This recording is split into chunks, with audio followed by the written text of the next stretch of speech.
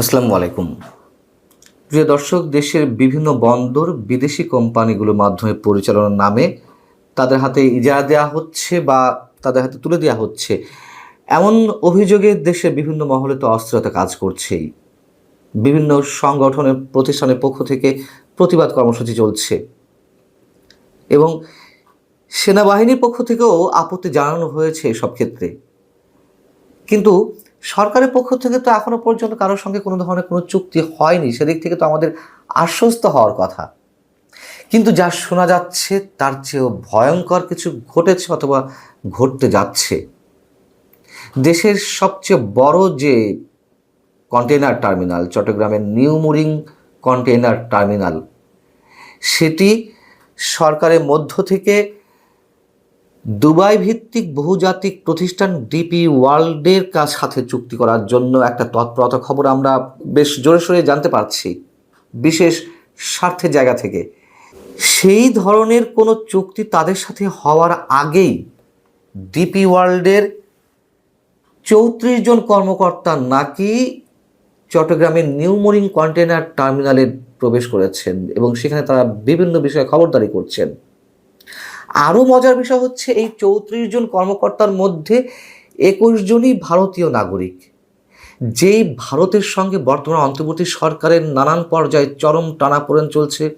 রাজনৈতিকভাবে, কূটনৈতিকভাবে, ব্যবসা বাণিজ্যিক জায়গা থেকে সরকারের সঙ্গে চরম একটি দ্বান্দ্বিক অবস্থা বিরাজ করছে।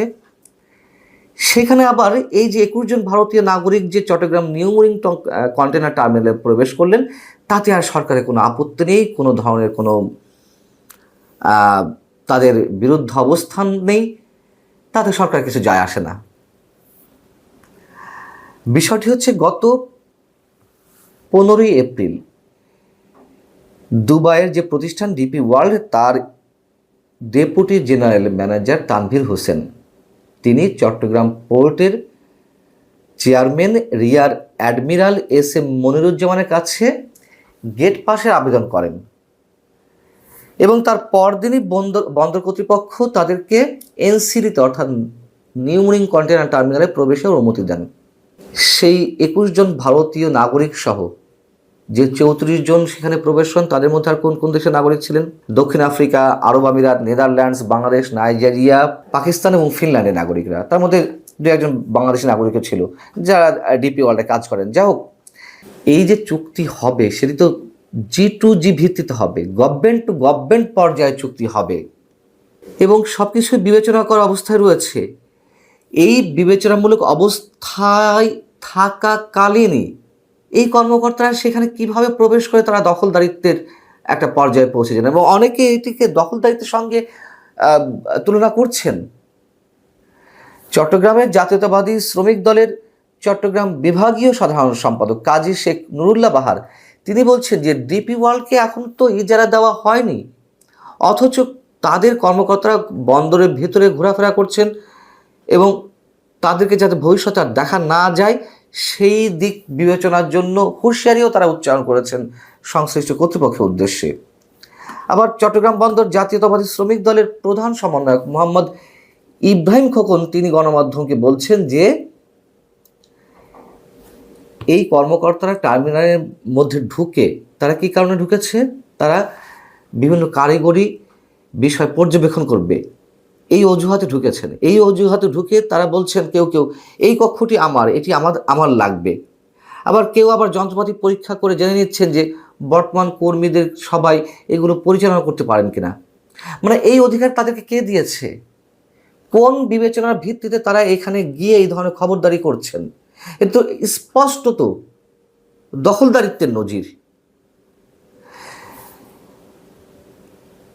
ইব্রাহিম খোকন তিনি এও বলছেন যে আমরা সরকারকে ১৬ জুন পর্যন্ত সময় দিচ্ছি, এর মধ্যে বিদেশি অপারেটরদের ইজারা দেওয়ার সিদ্ধান্ত বাতিল করতে হবে, নয়তো তারা ২২ জুন থেকে আন্দোলনে যাবে, কর্মবিরতিতে যাবে। চট্টগ্রামের যে নিউ মুরিং কন্টেইনার টার্মিনাল, আমরা জানি যে এটি ২০০৭ সালে ৮,০০০ কোটি টাকা খরচ করে এটি নির্মাণ করা হয়েছিল এবং এটি বর্তমানে মানে এখান থেকে বছরে ১,০০০ কোটি টাকা লভ্যাংশ আসছে। সারা দেশে যেই কন্টেইনার পণ্য ওঠানামা করে তার 55% নিউ মরিন কন্টেইনার টার্মিনালে ওঠানামা করে। এরকম লাভজনক হওয়া সত্ত্বেও কেন বিদেশিদের হাতে তুলে দেওয়া হবে, সেই প্রশ্ন অনেক আগে থেকে উঠেছে। এবং বর্তমানে এই কন্টেইনার টার্মিনালটি যারা পরিচালনা করছে তারা বাংলাদেশি প্রতিষ্ঠান সাইফ পাওয়ারটেক। সাইফ পাওয়ারটেকের সঙ্গে আবার বন্দরের চুক্তি আগামী 6 জুলাই শেষ হচ্ছে। আর এজন্যই কি তড়িঘড়ি করে এই যে জুনের 2-3 তারিখ এর মধ্যেই চট্টগ্রামের এই নিউ মরিন কন্টেইনার টার্মিনালে ডিপি ওয়ার্ল্ডের কর্মকর্তারা ঢুকে পড়েছেন দখলে নেওয়ার জন্য, যাতে অন্য কেউ প্রবেশ করতে না পারে, অন্য কারোর সঙ্গে চুক্তি হতে না পারে। এটি কি ভয়ঙ্কর একটি সংবাদ। আমরা এও জানি যে এটি বলতে হয় যে এই টার্মিনালটি বিদেশিদের হাতে তুলে দিতে আওয়ামী লীগ সরকারের সময়ও আলোচনায় এসেছিল। আওয়ামী লীগ সরকারও এটি বিদেশিদের হাতে পরিচালনার জন্য দায়িত্ব দিতে চেয়েছিল, কিন্তু একটা পর্যায়ে তা থেমে যায়। আওয়ামী লীগ সরকার যেসব কাজ, যেসব উদ্যোগ গ্রহণ করেছিল, বর্তমান সরকার এসে সব উলটপালট করে দিচ্ছে।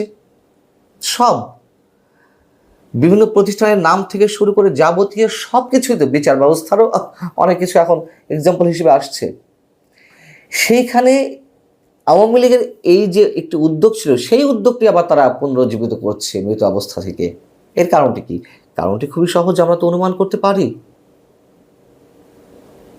এবং আওয়ামী লীগ যখন এই উদ্যোগটি গ্রহণ করেছিল তখন অনেকের আপত্তির মুখে, বিশেষ করে বাংলাদেশের কমিউনিস্ট পার্টি সিপিবি, তারা প্রবল আপত্তি জানিয়েছিল, বিভিন্ন ধরনের কর্মসূচি গ্রহণ করেছিল, যার কারণে আওয়ামী লীগ শেষমেশ এই চুক্তিটি করতে পারেনি, বিদেশিদের হাতে বা তাদের মাধ্যমে পরিচালনার কাজটি তারা করতে পারেনি। কিন্তু এখনও বিএনপি থেকে শুরু করে বাংলাদেশ কমিউনিস্ট পার্টি সিপিবি সহ বিভিন্ন রাজনৈতিক দল এবং সংগঠন এই ধরনের চুক্তি যাতে না হয় তার জন্য তো তারা হুঁশিয়ারি উচ্চারণ করছে। বিশেষ করে সেনাবাহিনীর পক্ষ থেকেও তো বন্দর অন্যদের হাতে তুলে না দেওয়ার জন্য একটা বক্তব্য আমরা তাদের কাছ থেকে পেয়েছি, স্পষ্ট বক্তব্য।